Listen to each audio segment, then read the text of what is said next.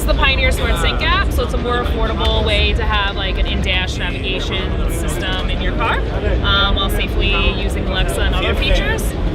So you would just take out the face, pull this part out, all the way out and up, put the face back on, you click left to right, and then you would put your own smartphone on the mount and just push it.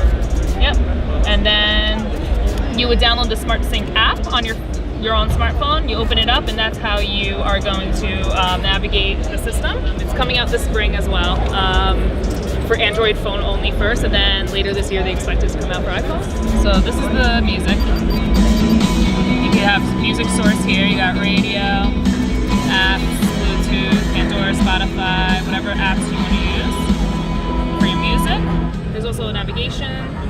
It'll open up to whatever navigation app you use, Waze, Google Maps, whichever one. This one's for messaging, and this is for your contact list to make a phone call.